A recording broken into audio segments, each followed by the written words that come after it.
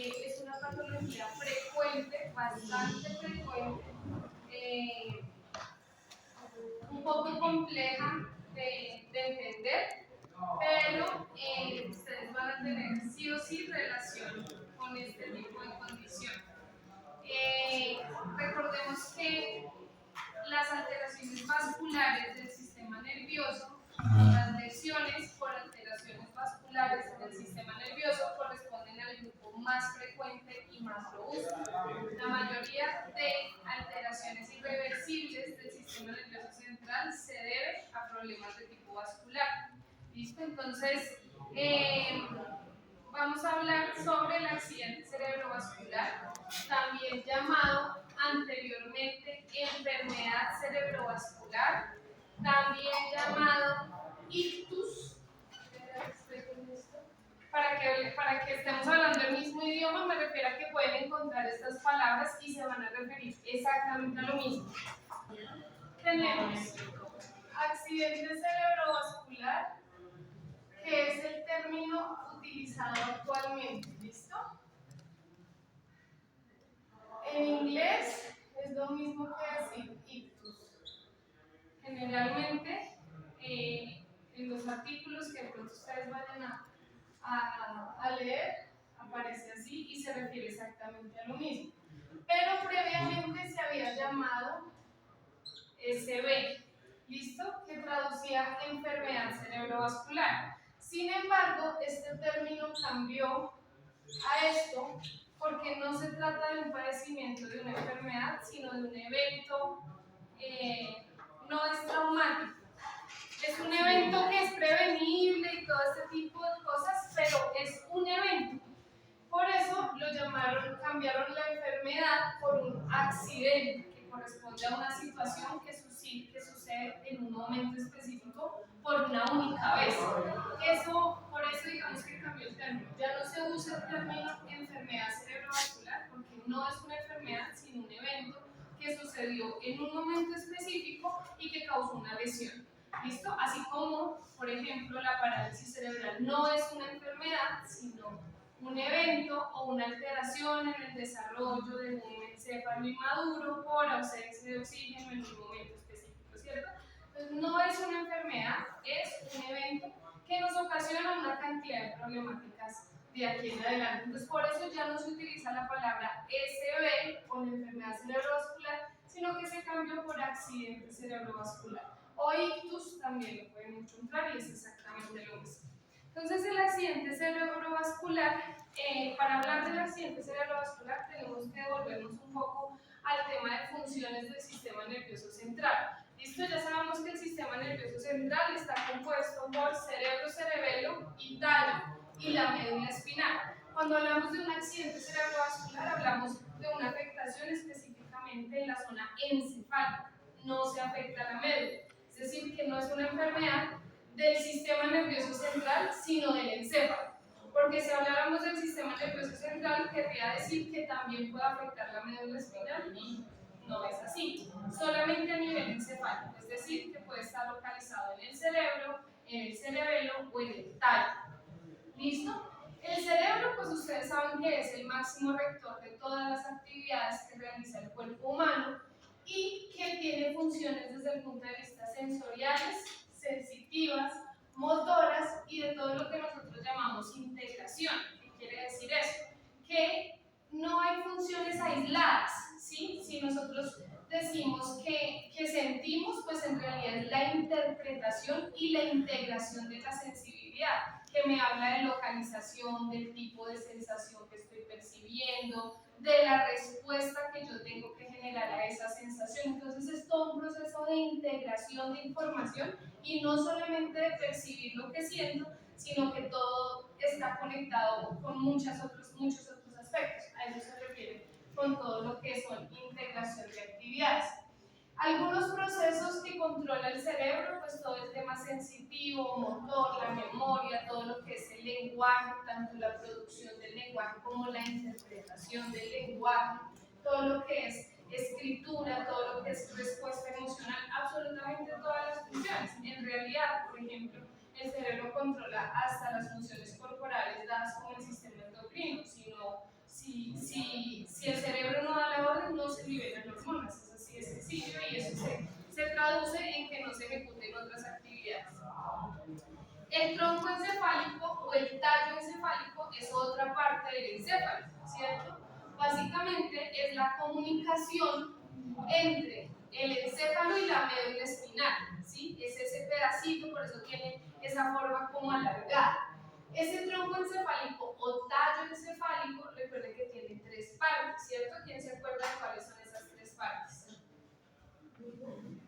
Bulbo, ¿qué más? Puente y les falta uno nomás. Mesencio. ¿Listo?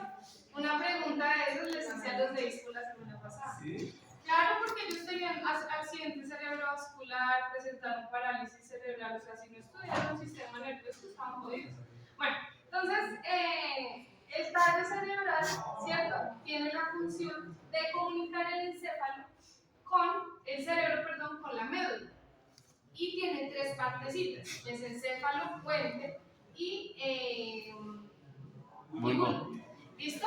Mesencéfalo, puente y bulbo.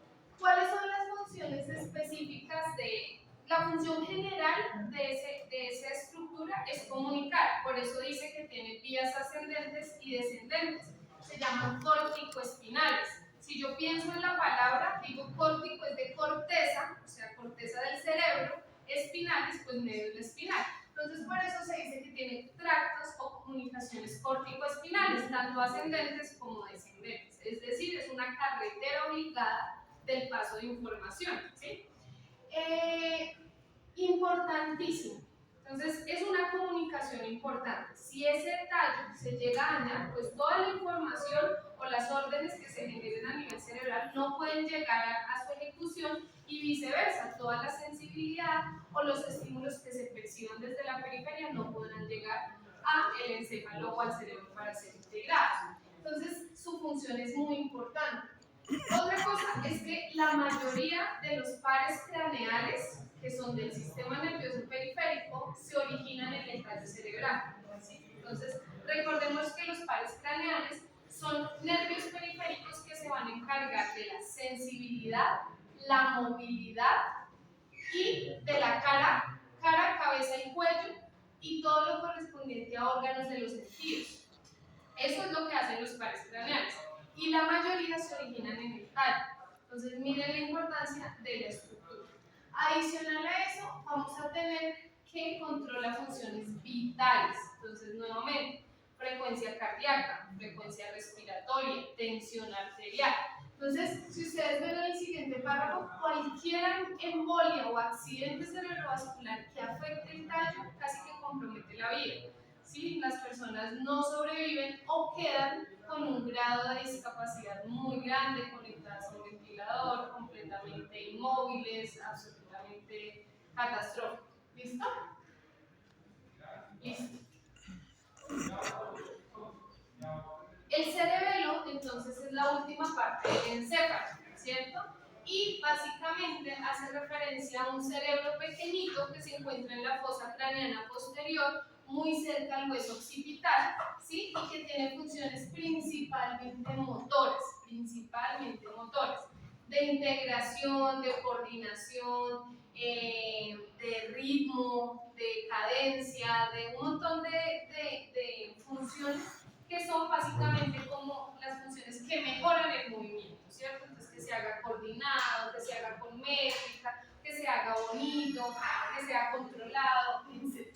Entonces, ese cerebelo procesa esa información que pasa del cerebro a la médula espinal y el tallo y la mejora. Básicamente es eso. ¿Listo? Entonces, cualquier problema que tengamos a nivel cerebeloso, pues su principal compromiso va a ser motor, de estabilidad, de equilibrio, de rítmica, de ese tipo de cosas. Por eso hablábamos que cuando teníamos una parálisis cerebral atáxica, que era la isquemia principalmente de la parte posterior o muy cerca al cerebelo, las personas eran muy funcionales, pero tenían muchos problemas de temblor, de equilibrio, de coordinación, ¿cierto? Porque pues son las funciones principales del cerebro. Otro concepto general para poder hablar de este cerebrovascular es del famoso polígono de Willis. Nosotros sabemos que la manera en que llega sangre, primero sabemos que el sistema nervioso necesita un flujo de sangre constante y permanente y continuo. No se puede interrumpir por ninguna razón. En el momento en que haya interrupción, el sistema nervioso para su operación, o sea, no funciona más, ¿sí? Entonces él necesita aporte sanguíneo de manera continua y permanente. ¿Por qué? Porque a través de la sangre es que le llega glucosa y oxígeno, y son los dos insumos que el sistema nervioso necesita para poder funcionar. Entonces, ¿qué pasa? Por ejemplo, cuando les ponía yo el ejemplo cuando veíamos sistema nervioso ya hace un tiempito, y es que si usted no desayuna o si usted no come y hace ejercicio, por ejemplo, y se consumió sus reservas de glucosa principalmente, pues usted puede llegar acá fácilmente y el sistema nervioso lo primero que le va a decir es: yo no funciono así, usted por eso es que se desmaya, usted pierde la conciencia porque él entra en un modo que es como ahorro de energía, ¿sí? Lo que pasa con los computadores, ¿sí? Si usted no está conectado, pues a mí me toca reducirme porque a mi mínima expresión, ¿sí me hago entender? Entonces por eso es que las personas cuando no comen o tienen déficit de glicemia tan importantes se desmayan, porque el sistema nervioso ante esos déficits deja de funcionar. Deja de funcionar es que lo que hace primero es disminuir su nivel de operatividad a lo básico y pues mantenernos alerta, mantenernos despiertos, que eso consume energía importante. Entonces, ¿qué pasa? Que el sistema nervioso le dice y por eso se pierde la conciencia. ¿Listo? Porque el aporte de glucosa debe ser permanente. En este sentido, por ejemplo, la persona tiene un torrente sanguíneo íntegro, es decir, la sangre está llegando al sistema nervioso sin problema. Lo que pasa es que está llegando con muy poquita carga de glucosa y así no funciona. En este otro lado, ¿sí? Ocurre lo contrario, y es que no está llegando sangre por alguna razón. Entonces, nuevamente, el sistema nervioso no va a operar y ahorita vamos a entender un poquito más de eso. ¿Cómo llega la sangre cargada de glucosa y oxígeno al sistema nervioso? A través de esta estructura que se llama el polígono de Willis. El polígono de Willis se llama así porque tiene forma de polígono. ¿Listo? Tiene forma de polígono, pero es importante. Esto es una vista inferior. ¿Listo? Es un plano transverso, una vista inferior. Para que se pueda ver. O sea, esto está en la base de nuestro cerebro. Para que yo vea el polígono de Willis, tengo que ver el cerebro de esta base. Así. Aquí es que veo. ¿Listo? Acá.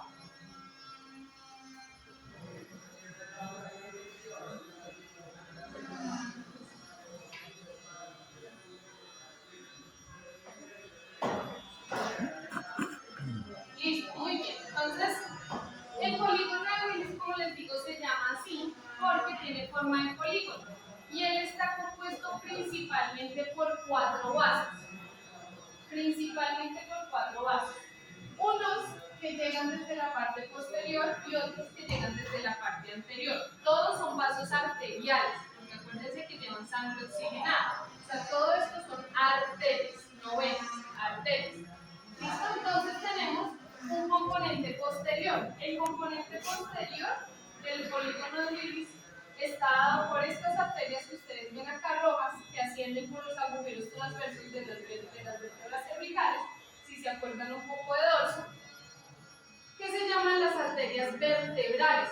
Ellas ascienden acá por la columna vertebral hacia el cerebro. ¿Listo? Se llaman las arterias vertebrales. Ustedes las pueden ver acá, miren, rojitas, y ascienden por toda la columna cervical. ¿Listo? Entonces acá atrás, suben las arterias vertebrales, que son estas dos que ustedes ven acá. ¿Listo? Estas dos que ustedes ven acá. Y en la parte anterior, que no es tan anterior, pero sí más anterior que las vertebrales, ascienden las arterias carótidas, que van a ser acá por la parte anterior al cuello. Entonces, por la parte posterior las arterias vertebrales y por la parte anterior las arterias carótidas, que es donde nosotros nos tomamos el pulso cuando queremos saber si alguien está vivo, por ejemplo. Entonces nos podemos tomar el pulso acá, que es muy cerca como a las amígdalas, un poquito hacia atrás, y ahí son arterias grandes, gruesas, que se llaman las arterias carótidas.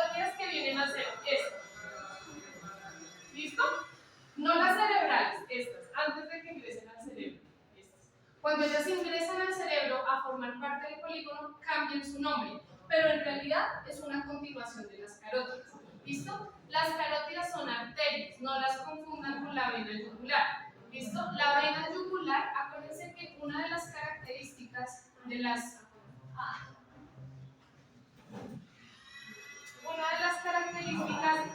venas o de las diferencias de las venas versus arterias es que las venas son más superficiales. Por eso es cuando una persona la trajan o le ponen algo así como un cuchillo en el cuello, el solo hecho de hacerle así ya puede hacer que se desangre porque la vena es más superficial. Lo que están cortando ahí es la yugular más no la arteria. ¿Sí me van a entender? Pues que igual es grave porque es una vena muy grande que tiene un flujo muy importante, pero parece que son más superficiales y además llevan sangre desoxigenada, no sangre arterial. Profe, en ese orden de ideas, lo que muestran en las películas y todo de que los cogen por detrás y les aprietan el cuello y demás hasta el punto en que se queda inconsciente la persona, sí puede llegar a pasar. Y se da porque cortan el flujo de las carótidas hacia el cerebro de manera directa. Por ejemplo, ustedes no se acuerdan, o yo no sé si se acuerdan, que yo creo que también les puse este ejemplo cuando vimos sistema nervioso, que antes había un juego donde se colgaban así y pues yo no sé, yo digo antes porque yo no alcancé a ver para desmayar, ¿cierto? Pero eso es transitorio porque nuevamente el cerebro al no tener ese flujo, él lo primero que hace es disminuir su operación para evitar lesión. ¿Ustedes hicieron bota? ¿O ella lo compró? Ay, verdad que tiene que llenar eso. No. Bueno, ¿qué les iba a decir? Entonces, por ejemplo, el sistema lo que hace es, el encéfalo es disminuir operaciones y por eso lo primero que hace es quitar la conciencia porque eso tiene un gran consumo energético. Pero si, por ejemplo, la presión fuera supremamente prolongada, pues ya se compromete la vida. ¿Sí? Por eso es que las personas se ahorcan y se mueren, por eso es que las personas, o sea, ¿sí?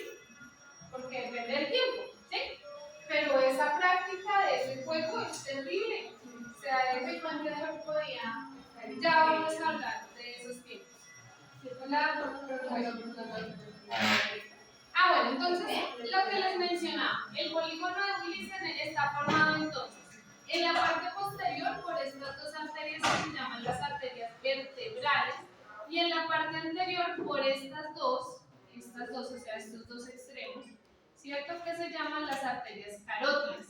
Cuando ellas entran a ser parte del polígono de Willis, cambian sus nombres. Entonces, por ejemplo, estas dos arterias vertebrales entran al polígono de Willis y se vuelven una sola, y ya no se llama arterias vertebrales, sino la arteria basilar.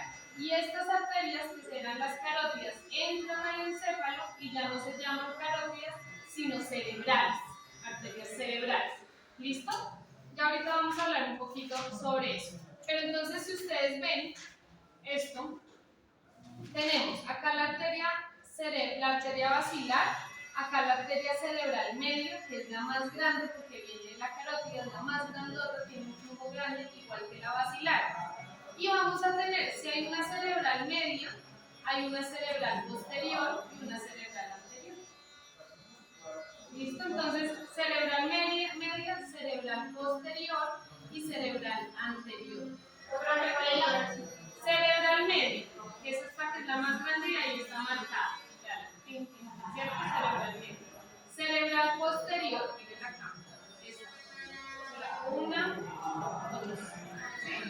Y cerebral anterior. Una, dos. ¿Listo? ¿Por qué? Porque tenemos dos hemisferios, porque cada uno tiene que tener su parte, etc. ¿Listo? Y tenemos, entonces, tres cerebrales, ¿sí? Anterior, media y posterior, ¿sí? Y la manera en cómo se comunican las cerebrales se llaman así, arterias comunicantes. Entonces tenemos una comunicante anterior y una comunicante posterior.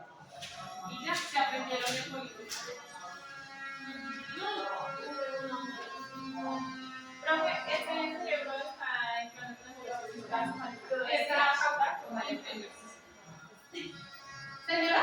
¿Qué dijo Gabriela? Que es un hombre crucificado. ¿Por qué? Listo, entonces tenemos tres cerebrales: cerebral posterior, cerebral medio y cerebral anterior. Y la manera en cómo se unen se llaman comunicantes: comunicante anterior y comunicante posterior.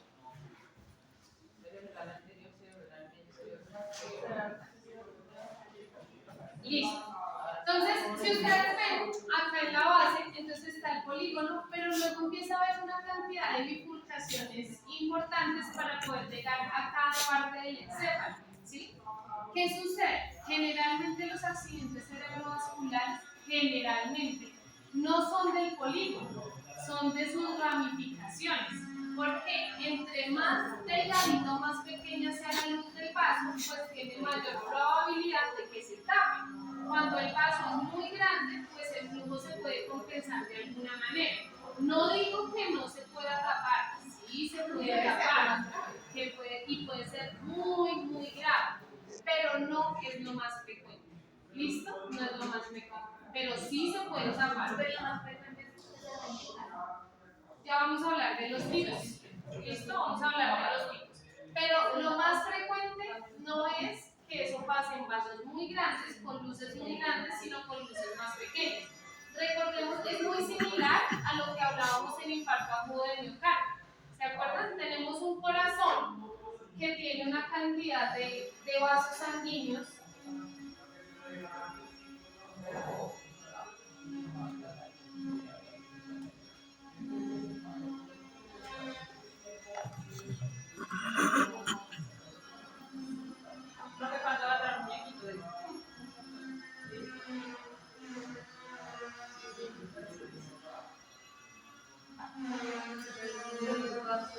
¿Listo? Tenemos un corazón que tiene algo que se llama unas arterias coronarias, que son todas estas, ¿sí?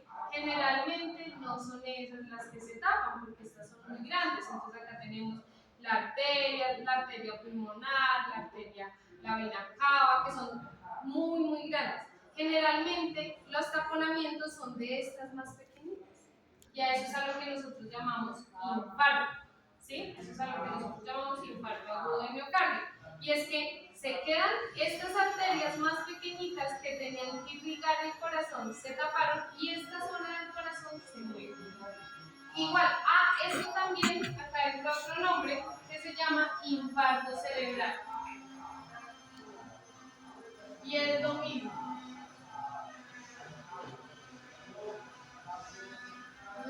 Es lo mismo, ¿listo?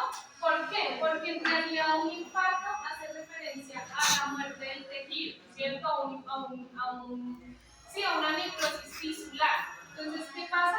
Que esta zona se quedó muerta, ¿cierto? Por problemas de vascularización. ¿Sí? Por eso es que las personas a veces tienen infartos y no se dan cuenta. Porque el infarto puede que sean pequeños infartos. Esta zona del corazón, por ejemplo, quedó sin trabajar, pero el resto la sufre.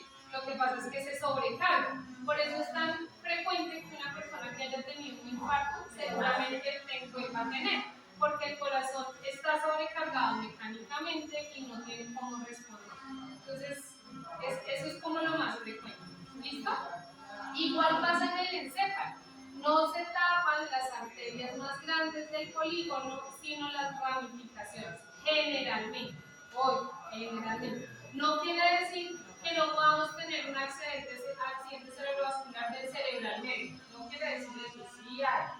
Y son muy graves. ¿Listo? Pero sí hay. Bueno, otros conceptos. Acá estamos repasando, porque en realidad esto ya lo habíamos visto. ¿Listo? Otros conceptos importantes son el tema de los hemisferios. Nosotros sabemos que a nivel encefálico tenemos un hemisferio derecho y un hemisferio izquierdo que son exactamente iguales, ¿sí? Es decir, cada uno de los hemisferios tiene los lóbulos cerebrales más la mitad del tallo más la mitad del cerebelo, ¿sí? Eso es un hemisferio completo. ¿Listo? Generalmente el hemisferio izquierdo controla todo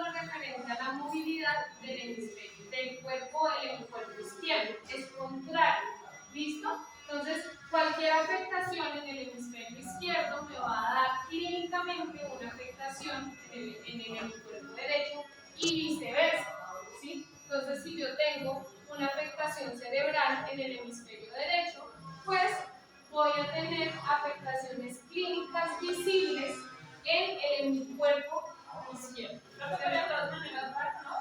Porque todo viene así. En sistema nervioso no, todos los haces de información se cruzan en el tálamo. Ellos se cruzan a nivel del tálamo.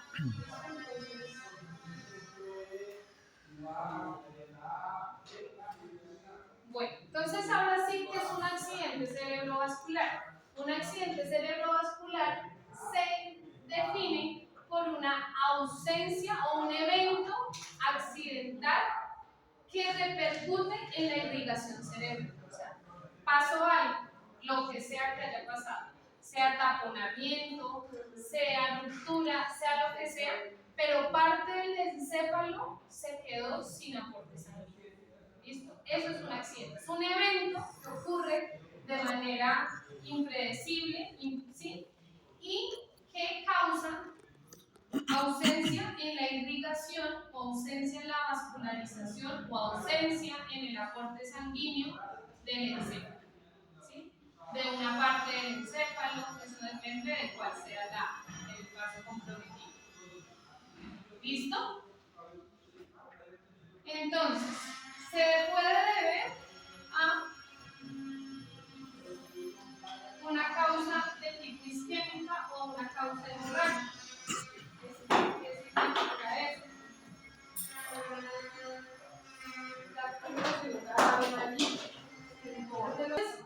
Un accidente cerebrovascular es un evento no programado donde parte del encéfalo se queda sin aporte sanguíneo o sin irrigación por cualquier causa. Puede ser una oclusión o puede ser una ruptura. ¿Listo? Oclusión o ruptura. Cuando yo hablo de oclusión, hablo de un taponamiento. Ruptura, pues,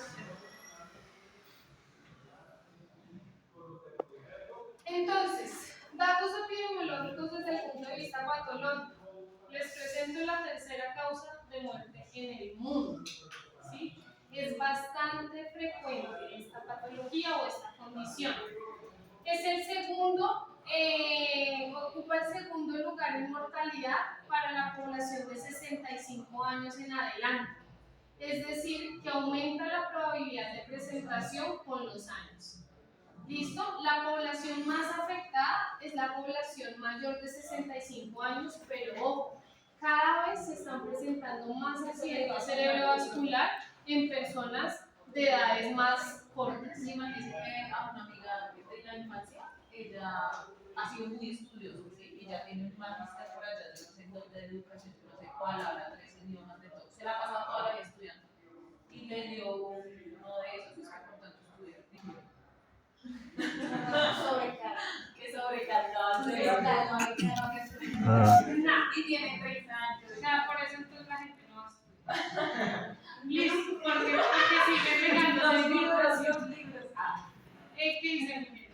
Yo creo que la novia de mi primo ya tiene 24 años y ella el año pasado sufrió un accidente cerebrovascular. La afectó el hemisferio izquierdo. ¿Y ahora por qué le está pasando el Sí. Y lo Bueno, estudiaba. ahorita ¿Estudiaba mucho? estudiaba mucho. Ingeniería industrial. Entonces, ahorita está usando, creo que un APO y una parte. Igual harto entrenamiento, sino que pues al principio fue complicado porque no me iban a enviar a CIREC, después me enviaron a otra, no, para el tratamiento fisioterapéutico. A mi amiga no le quedan secuelas motrices, pero por ejemplo ella sí dice que le da muchos dolores de cabeza y no puede comer muchas cosas. O sea, que ahorita que ella alimentos verdes. Entonces tiene la mencionar. Listo. Y Ya pues hablamos. ella hice la prueba de Bits y salió. Sí pude verla porque eso no Porque sé qué tiene intentaba hacer reacciones es patológicas. Sí, ya hablamos un poquito de eso. A nivel de datos de la Organización Mundial de la Salud, se considera una patología de la edad adulta, es decir, de las personas mayores de 65 años. Pero hay estudios de la afectación o la presencia de esta condición en personas incluso menores a 20 años. Entonces, están indagando cuáles son las causas. Y las causas no son estudiadas. No, me refiero a que cada día está más relacionado a situaciones socioemocionales. No sé si ustedes sean, y lo hemos hablado también, así que Gabriela, respire. No sé si a ustedes les ha pasado algo y les voy a contar algo. Cuando no, han escuchado de algo que se llama somatizar la enfermedad, somatizar la enfermedad, ¿no? Sí, que cerebralmente uno la vuelve más intensa una enfermedad. El poder de la mente. Y póngale cuidado al poder de la mente. Resulta que las enfermedades no solamente son físicas, ¿sí? Nosotros estamos acostumbrados a definir una condición patológica asociada al dolor, ¿sí? Entonces, si no me duele, no tengo nada, ¿sí? ¿Por qué? Porque yo necesito hacerlo tangible en una zona corporal que vea y sienta, ¿sí? Pero resulta que el encéfalo y el cerebro tienen funciones que yo no puedo percibir fácilmente ni sentir, que es todo el tema emocional. Entonces, por ejemplo, ¿por qué creen que cuando usted tiene una tusa o tiene un problema en la casa, se le empieza a acelerar la frecuencia cardíaca, está asustado, inquieto, le duele el estómago, le dan ganas de vomitar? Eso se llama somatizar. El cuerpo le está diciendo, mire, usted tiene algo que no es del estómago, no es físico, es como la manera en que la mente le está intentando mostrar que está enfermo. ¿Sí me hago entender? Porque usted no tiene otra manera, o uno, el ser humano, generalmente no tiene otra manera de percibir un evento patológico. Imagínense, les voy a contar algo que me pasó hace 2 años. ¿2 años? Pasó en pandemia. Sí. No, fue como cuando ya retornamos. Uy, en un diciembre, una cosa horrible.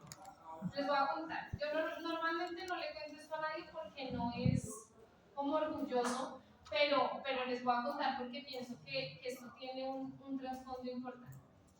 Resulta que como en diciembre del año, no pasado sino antepasado, como noviembre, diciembre, pues estábamos en un problema grandísimo porque a nivel del SENA habíamos incumplido una cantidad de cosas que nos habíamos comprometido con la Cruz Roja y con otras instituciones, el déficit presupuestal del centro donde no había dinero para nada. Ya mis compañeras del SENA se habían ido porque pues, estaban cansadas de la inestabilidad, no conseguíamos instructores como con el perfil que necesitábamos, bueno, en fin, y yo sentía que no, y Fabián y yo muy cargados haciendo informes, haciendo un montón de cosas, y uno diciendo, no, pues ya no hay de dónde más. Resulta que yo empecé a sentir que el corazón me latía muy fuerte, o sea, como demasiada, los pálpitos muy fuertes, yo los alcanzaba a percibir, yo decía, pero bueno, yo hacía como técnicas de respiración y ese tipo de cosas. Luego no podía dormir, pero yo me acostaba a dormir, mamá, y no podía dormir. Y Juan me decía, oye, ¿qué te pasa? No sé, no me da sueño, no puedo dormir, no sé, no puedo dormir. Después de eso sumado, pues obviamente la fatiga ya a nivel físico, pues uno empieza a decaer, porque si no duerme, no descansa, pues usted no puede desempeñar sus actividades. Cuando resulta que estábamos almorzando en un fin de semana y yo empecé a sentir otra vez ese pálpito tan fuerte, pero como si me cogieran del pecho, me cogieran del cuello y yo no podía respirar. Y yo sentía, y le dije a Juan, me voy para la clínica porque me estoy infartando. Fue lo primero que yo pensé en mi mente. Entonces, ¿cómo así? Me dijo, sí. La sensación de un infarto generalmente es opresivo en el pecho. Normalmente no es dolor, es como cosa que usted no. Y yo dije, no, me estoy infartando. Y le dije, bueno, me voy para la clínica. Coincidencialmente mis suegros estaban acá, se quedaron conmigo y nosotros arrancamos para la clínica. Bueno, cuando llegamos a la clínica en Colombia, claro, yo les dije, mire, esta es la sensación de esto tantos días. días tengo esta sensación de opresión. Lo mío muy físico, tin, tin, tin, tin, tin. Yo llegué dando mis signos, yo dije, no, yo me estoy infartando, yo necesito. Y la médico que me atendió me dijo, listo, ya te mando a hacer un electro y mientras tanto te voy a medicar.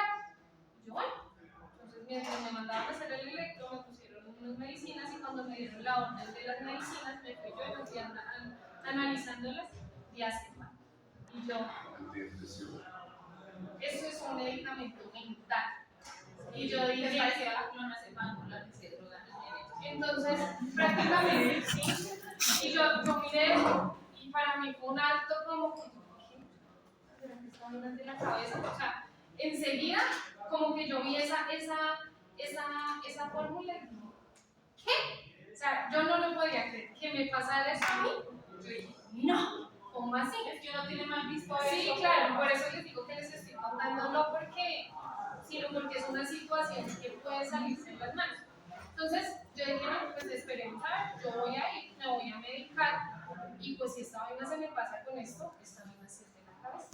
Y tal, yo fui, me tomaron mis pastillas, me tomaron mi electro, y bien, volví a la calma, y no pasó nada. Y después llegó la doctora a leerme los exámenes, y me miraba, ¿cómo estás? Divina. Y yo llegué y me dice, yo le dije, yo no puedo creer que esto sea de la cabeza.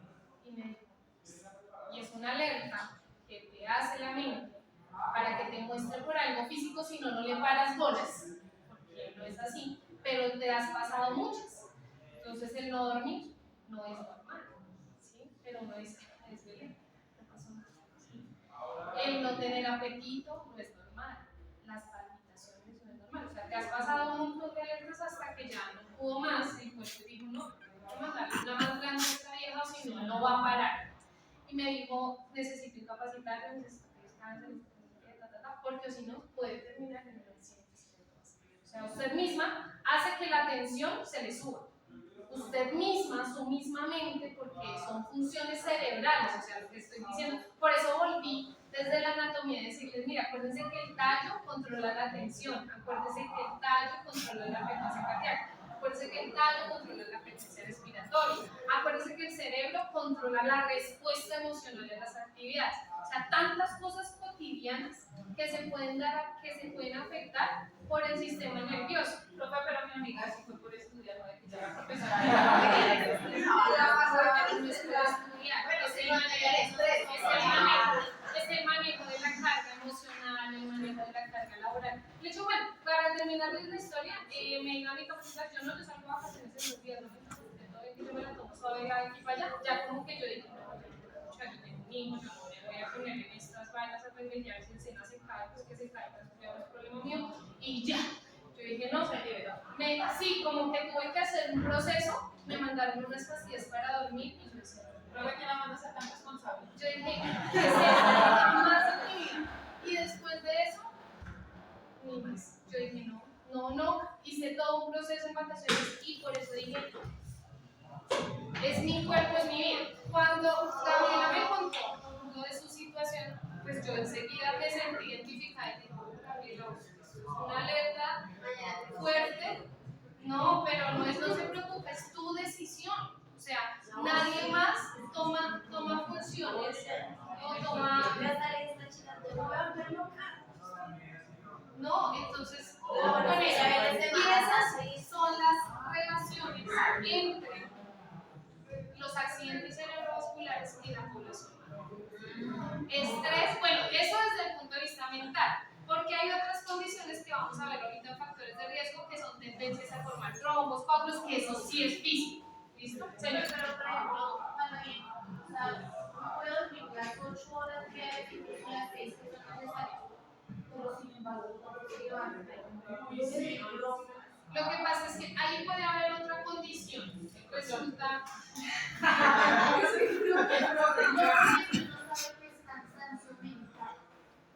No, puede haber otra cosa. O sea, existen dos tipos de sueños. Yo no sé si ustedes han escuchado o han leído de eso. Que es el sueño REM y REM, y es un sueño superficial y uno que es profundo. REM. ¿Listo? El sueño que repara es el sueño profundo, ¿sí? Pero resulta que además de todo, usted tiene que pensar en que el sueño está predeterminado por varias cosas, entre esas las condiciones de comodidad y ese tipo de cosas que tienen relación, y por otras un proceso físico. Resulta que existen varias alteraciones del sueño que son patológicas y puede que no se deban desde el punto de vista mental, sino físicas. Por ejemplo, ¿han escuchado algo que se llama el SAOS? El SAOS básicamente hace referencia a, no recuerdo en este momento lo que traduce SAOS, pero hace referencia es como al pobre ingreso de oxígeno en el sueño. Es como si usted durante la noche dejara de respirar. Entonces el cuerpo lo que hace enseguida es despertarla para que usted vuelva a respirar de manera autónoma, ¿sí? Y eso hace que usted no tenga un sueño constante, sino que se duerma, se despierte, así no se levante. Los sustos que uno se pega cuando se despierta con tiempo. Ay, con razón. Ya cada rato tengo eso. El cuerpo lo que está haciendo es, mira, acá no estoy recibiendo oxígeno y usted se tiene que despertar. Sí, tú no te levantes con dolor de cabeza. Bueno, eso ya, por eso les digo, ya son condiciones desde el punto de vista físicas, pero hay que analizarlas, o sea, porque el sueño es supremamente importante y es lo que uno, hay un estudio que muestra que después de que uno tiene hijos, la cantidad de horas que uno duerme se reduce como en un 60%. Sí, Una claro, cosa, yo literalmente todas las noches me acuesto a las 12 y me levanto a las 4, ¿sí me entiendes? Porque por eso se me dan muchas veces yo por eso pero yo, los primeros, cuando ya recién nació, pues a mí me daba muy duro, me sentía como que me borracho, pero ya el cuerpo se acostumbra. Pero de todos modos, el sueño sí es un tema reparador. Entonces, si hay algo que esté pasando en el sueño, que es la primera alerta, o que algo que esté pasando en el sueño, consulte. Porque normalmente uno consulta cuando ya las cosas se salen de control, ¿cierto? Entonces, algo está pasando. Hay condiciones mentales, sí, y hay condiciones físicas. Entonces, por eso, si de pronto no se está respirando bien, entonces les van a mandar un examen del sueño, donde les ponen una mascarita y verifican qué tantas activaciones tiene el cerebro. pero eso sí pasa en Colombia en la defensa. Claro. Sí, yo tengo un amigo que lo tienen con un aparato para poder dormir. Con BIPAP, claro que sí. Señor. Pero es normalmente cuando ya es algo en riesgo, porque pues digamos, yo por lo menos voy a la veces seguido porque a mí me da sueño mucho en el día, y ya en la noche estoy así todo el tiempo, o es al contrario, ya estoy no me despierto, son muchas alteraciones del sueño, y no vale, si eso es normal, eso no sé qué. No, hay que reconsultar. O sea, consultar una vez por eso seguramente no tenga trascendencia, pero si usted consulta por ese mismo ciclo, tiene que proceder a hacer exámenes. Y la manera en cómo se hace el examen es un examen del sueño, así se llama. ¿Sí? Y es básicamente, se lo hacen a los niños, se lo hacen a los adultos. Yo llevé a mi mamá como a 2, el esposo de mi mamá como a otros 5. Él tenía una máscara para poder facilitar su respiración en la noche porque él tenía apnea del sueño, apnea asociada al sueño, una cosa así traduce. Síndrome de apnea obstructiva del sueño. Eso traduce SAOS. Y entonces, pues eso se le puede diagnosticar. Pero para mí, bueno, sobre todo la población infantil, no sino adolescente, que cada vez, y me disculpan esto que voy a decirles, tienen menos manejo de situaciones personales. Entonces, ahora cada persona, y por eso les digo, me disculpan esto porque lo que estoy haciendo acá es como crear una alerta por esta asociación de la patología. O sea, no me estoy saliendo de la clase, estoy diciendo que estoy creando una alerta porque la gran mayoría de adolescentes no tienen manejo emocional y el grado de suicidio en personas adolescentes es altísimo. El grado de enfermedades asociadas a estas situaciones emocionales que no tienen manejo son altísimas. Y es porque resulta que ahora un adolescente entonces no le paró bolas el pelado que le gusta y no, entonces se cortó. Pero que no ve que yo en urgencias entró una chica de 15 años que se cortó las venas. Y al rato entró otra de 19 que se tomó unas pastas. Pero la de 19 sí estaba como loquita. Porque cuando reaccionó la tuvieron que amarrar. y decían, Luis, no me vayan a llevar al manicomio. Ay, sí, y bonita. ¿No? Entonces, por eso les digo, hay personas que son más fuertes emocionalmente que otras, ¿cierto? Entonces, por eso, pero yo los invito a que cuiden su cuerpo, porque eso hace parte, y cuiden su mente generalmente, nuevamente, yo les digo, la parte mental o psicológica uno siempre la deja de un lado porque considera que es menos importante porque no lo es. Sí, y no, y también, por ejemplo, con lo que pasó con mi primo, hablábamos de que uno siempre va al médico cuando ya no hay remedios caseros, no hay pastas, no hay nada. Y que uno debería de tener prevención en salud y ir por lo menos una vez cada 6 meses a que le hagan un chequeito de todo. Uno siempre dice eso cuando pasan esas cosas y es difícil, pero sí es importante, y es importante que piensen en el cerebro y en las funciones cerebrales. Ustedes que ahora son del área de la salud, que conocen estas estructuras, de las funciones cerebrales y su importancia, y todo en componente mental. O sea, ahorita de verdad, mire, esto está disparado por eso, porque las personas entonces ahora manejan un grado de estrés impresionante desde que están, o sea, desde muy rápido. Antes yo me acuerdo, por ejemplo, que uno en la infancia no se preocupaba sino por jugar. Sí. Pero ahora resulta que hay una cantidad de problemas sociales que uno ya está lleno de problemas aún en la adolescencia o en la infancia cuando solo quería jugar. Pues uno en transición ya lleva tareas propias. Entonces, por eso, no, Sí, tienes razón, eso está Mi relacionado. mamá me metió a los 7 años a estudiar, que para que yo no tuviera esa carga de, o sea, ¿sí me entienden? Nunca me metió a jardín, ella me enseñó a leer, a escribir los números y yo puedo hacer. Y la verdad, jugué, era una adelantada.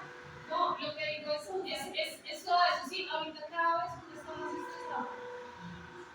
O sea, uno no, y pues la invitación obviamente es a buscar soluciones y salidas, pero no hay cosa encima que uno como que no quiere salir, no, que entonces, ay, esto, Lo que me dijo que una viejita, si tiene un problema y el problema tiene solución, pues no se preocupe. Y si no tiene solución, pues no se preocupe.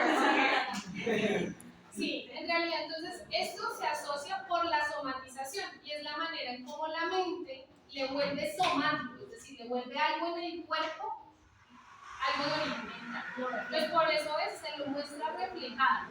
Sí, entonces por eso es que se le sube la tensión. Y usted dice, venga, pero una persona de 20 años, 25 años, ¿por qué sufre la tensión?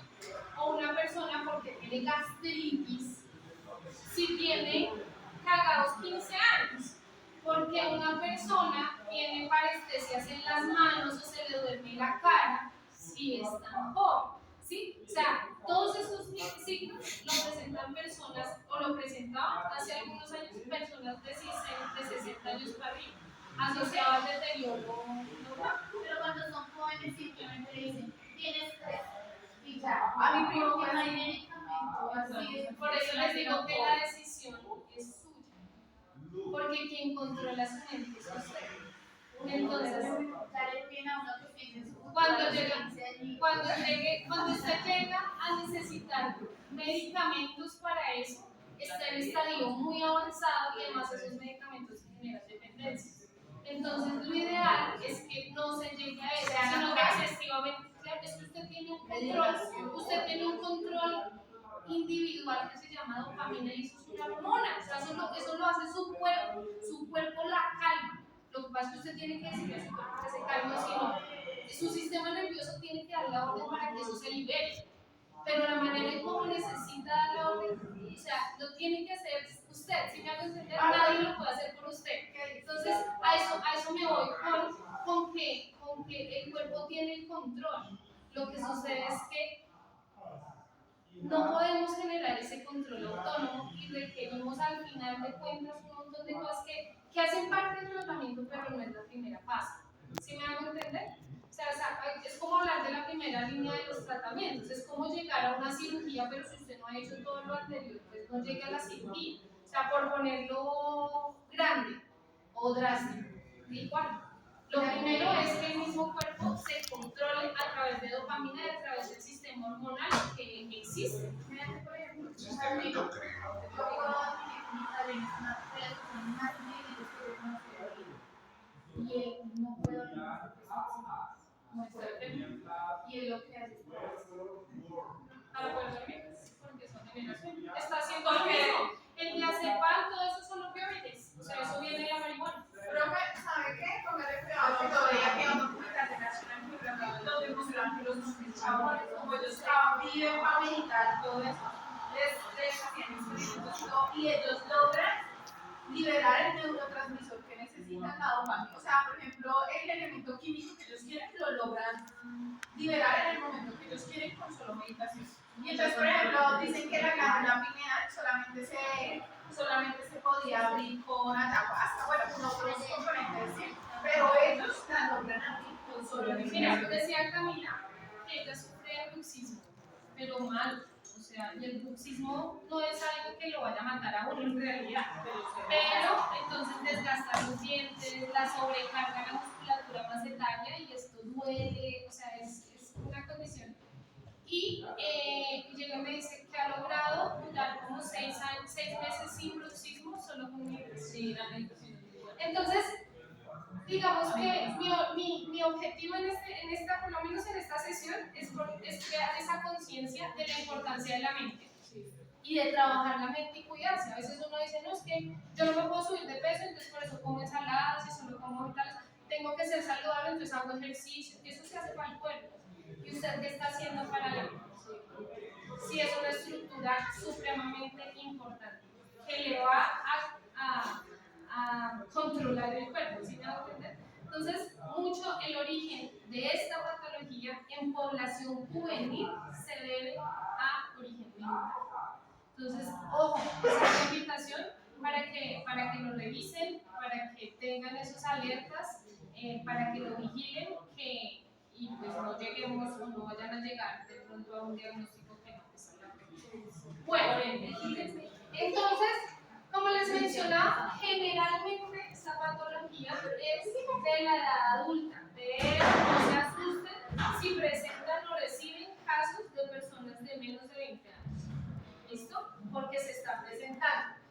El accidente cerebrovascular figura entre las 5 primeras causas de muerte entre hombres y mujeres a partir de los 20 años de edad. O sea, incluso los accidentes cerebrovasculares que está presentando la gente joven son extensos, o sea, son gravísimos, son de cerebral media, son de vasos muy, muy fuertes, ¿no? Imagínense. Y hacia el 2009 fue la segunda causa específica de muerte, superado por enfermedad cardiovascular, o sea, por infarto. No más. ¿Listo? Entonces, Este también podría dar por estrés. Quiero que lo aportes.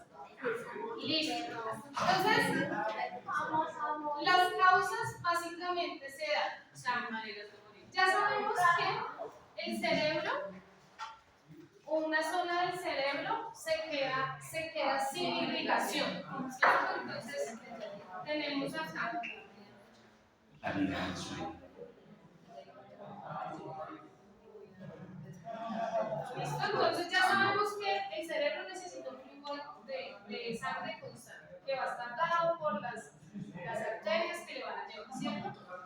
Cuando nosotros hablamos de un ictus o de un infarto cerebral, básicamente es que una zona del cerebro se quedó sin sangre. A eso se llama isquemia. ¿Listo? O sea, que no llegue sangre por cualquier razón se llama isquemia. ¿Listo? Y esto genera muerte del tejido. ¿Listo? Lo que sucede es que este tejido es nervioso y el tejido nervioso no se recupera. ¿Por qué? Porque, por ejemplo, tengo una necrosis avascular de la cabeza del fémur, pero el hueso sí se recupera. Por eso es que hay un tratamiento, ¿cierto? Entonces, en el caso del sistema nervioso, por la base del tejido no se recupera, quiere decir que genera un daño irreversible. Por eso es que sucede la parálisis cerebral, ¿cierto? No llegó oxígeno al cerebro, esa zona se dañó, no se formó bien, nada que hacer, secuelas para toda la vida. ¿Listo? Entonces, ¿qué pasa? En un accidente cerebrovascular pasa que hay una zona de isquemia porque el flujo de sangre cesa una razón. Hay dos razones o dos causas por las que puede cesar este flujo de sangre que tiene que llegar. Una es que haya un taponamiento que impida que ese flujo de sangre llegue hasta allá. Y lo otro es que haya una ruptura. Derrame cerebral. ¿Listo? Por alguna razón. O se tapa la vía y usted no pudo llegar de aquí a Melgar, o la vía se derrumbó y se cayó completamente y pues obviamente no hay cómo llegar. ¿Estamos listos? Y ahí vamos a tener los dos tipos de accidente cerebrovascular. Si se da por obstrucción, voy a tener un ACV de tipo isquémico, aunque no digo esta palabra para mí está bien mal porque isquémicos son los dos. O sea, los dos generan isquemia, ¿sí me va a entender? Yo lo llamaría obstructivo, yo lo llamaría, ahí te dicen isquémico. O si es por ruptura, voy a tener el accidente cerebrovascular y hemorragia. ¿Listo? Que son los dos tipos de accidente cerebrovascular que existen. Entonces ya sabemos que las células cerebrales pues van a morir porque no tienen ese flujo de sangre de manera constante. Esa muerte de tejido es completamente irreversible porque el tejido nervioso no puede cicatrizar, no se reproduce, no se sana. ¿Listo? Entonces, ¿cuáles pueden ser las causas teniendo en cuenta esos dos tipos? Puede ser por oclusión total o parcial a causa de un trombo. Por eso es que cuando se llama por obstrucción, ustedes van a escuchar que también le dio una trombosis. ¿Listo? Pero no es así como se llama. Se llama un accidente cerebrovascular de tipo trombótico. O también ustedes pueden escuchar que se llama le dio una embolia. Un embolio quiere decir que fue una oclusión por un émbolo, que es igual que un trombo. ¿Listo? O ustedes acá en este ustedes van a encontrar que dice le dio una hemorragia cerebral. Que es una serie de hemorragia. Que es una hemorragia. No es una hemorragia cerebral, es una hemorragia. ¿Listo? Bueno, esto es. Le dio un aneurisma. ¿Han escuchado eso también? Sí. Entonces, el aneurisma está por acá. O paro cerebral. Paro cerebral, debe ser acá. ¿Listo? Entonces, miren más o menos. Cuando ustedes escuchen aneurisma, hemorragia cerebral, están hablando de accidentes cerebrovasculares hemorrágicos, ya les explico qué es un aneurisma. Y cuando ustedes hablen o escuchen hablar de una trombosis o una embolia, están hablando de algo del tipo isquémico. Ahora, ojo, que hay personas que lo dicen de manera coloquial, pues eso no se puede fiar de ese tipo de información. Me refiero a eso por si de pronto está relacionado en la historia clínica. ¿Listo? Pero bueno, entonces dentro de las causas vamos a tener por taponamiento u oclusión. Resulta que tenemos algo que se llama una estenosis. ¿Han escuchado las estenosis? ¿No? Una estenosis es que, por ejemplo, acá hay un vaso sanguíneo con una luz específica. Y resulta que ese vaso sanguíneo tiene una luz, ¿sí? Y cuando pasa por acá, esa luz se hace visible. Esto puede ser malformación del vaso. Por ejemplo, existe algo que se llama estenosis aórtica, que se nace con eso, quiere decir que la aorta tiene una luz y luego se hace más chiquita porque no se formó bien Ahí le meten una para dilatarla. Eso se llama un. ¿Cómo es que se llama? Cateterismo. Puede hacerse así a través de eso, pero en la patología o la condición se llama una patología estenósica o estenosis. Quiere decir que esa luz del vaso se reduce. ¿Listo? Y tenemos otra que esto se llama estenosis. Entonces, puede ser por formación del vaso, que es congénito, es decir, usted nació con una estenosis en un vaso específico. ¿Por qué? Porque no se le formó bien, porque pasó. Pero puede que esta estenosis se dé porque esto esté lleno de grasa, por ejemplo. O sea, por las personas con Que ya sean adquiridas. Podemos tener estenosis adquiridas, que es básicamente la reducción de la luz del vaso, pero porque ahí se empieza a alojar placas de ateroma o trombos o cualquier otra cosa que empieza a tapar o a reducir la luz del vaso. A eso llamamos nosotros estenosis. Y acá tenemos las famosas aneurismas. Las aneurismas son lo contrario. O los aneurismas. Hay un vaso con una luz específica que tiene un torrente sanguíneo. Cuando va la sangre, un aneurisma es una dilatación del vaso. Entonces, ¿qué pasa? Esta pared se debilitó, se estiró, se cedió y pues quedó mucho más delgada. ¿Qué quiere decir? Que cuando pase acá la sangre, con una tensión se rompe y por eso es el aneurisma de tipo hemorrágico. Ese es el origen del derrame cerebral. También lo pueden encontrar como derrame. derrame cerebral. Derrame. ¿Listo? También es de tipo hemorrágico. Listo. Hay otras causas que pueden ser asociadas con cualquiera de estos dos tipos que son los que existen. ¿Listo? Entonces, por ejemplo, las estenosis que ya se las expliqué, enfermedades hematológicas dadas como la tendencia a la que tiene el individuo de formar trombos. ¿Sí? Entonces, esa sangre es más espesa, es más... no tiene la capacidad líquida, digamos, o la condición líquida de la sangre, sino que es bastante melcochuda y eso hace que forme trombos y fácilmente pueda taponar algún vaso.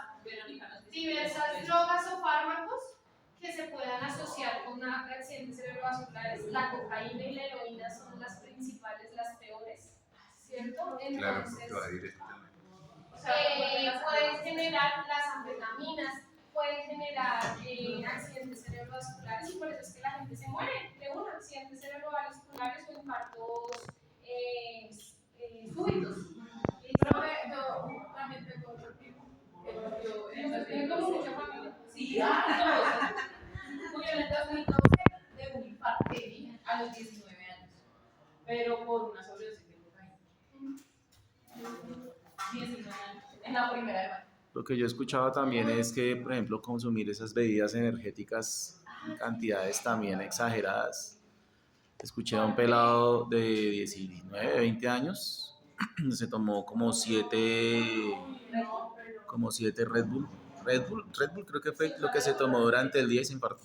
Claro, lo que pasa es que las bebidas energéticas lo que generan es activación del sistema nervioso simpático. Entonces aumenta la frecuencia cardíaca, aumenta la frecuencia respiratoria y pues si usted se toma mucho pues se está poniendo a trabajar una bomba así, se manda cualquier momento y ya. Listo, tenemos enfermedades hereditarias, como por ejemplo personas que tengan en su casa, en su familia, antecedentes como miopatías, problemas vasculares, etc. La hipertensión arterial. Les presento la primera causa de accidente cerebrovascular hemorrágico en el mundo. Entonces, la hipertensión arterial es la primera causa de accidente hemorrágico en el mundo. Entonces, una persona que sufra de la hipertensión o de la hipertensión, no.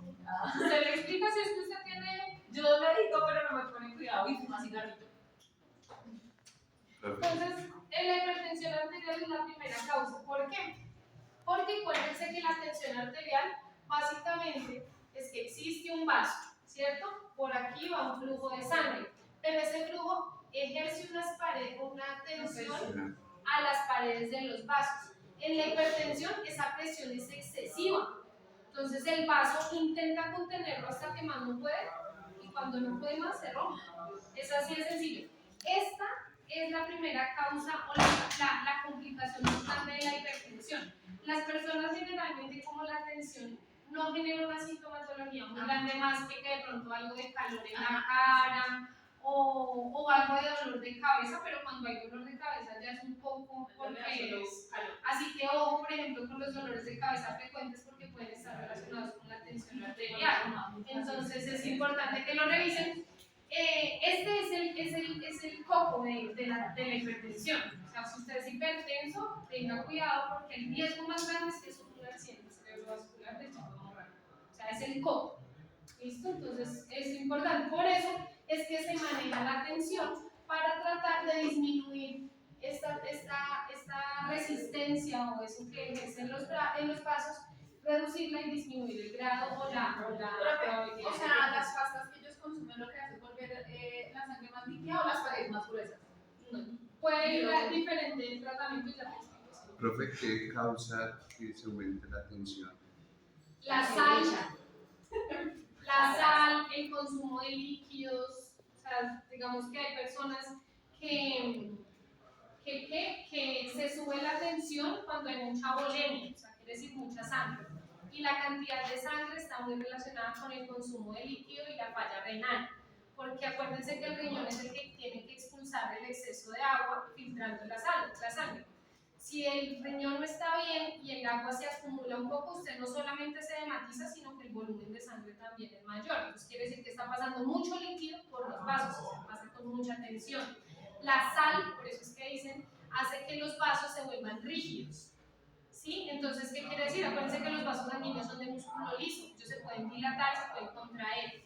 Pero tanto la sal como el cigarrillo hacen que los vasos sanguíneos pierdan elasticidad. Entonces, ¿qué quiere decir? Un vaso rígido con un flujo de sangre constante, pues apenas se le suba un poquito ese flujo, pues se va a totear porque no tiene la posibilidad de dilatarse. Muchas razones para la tensión.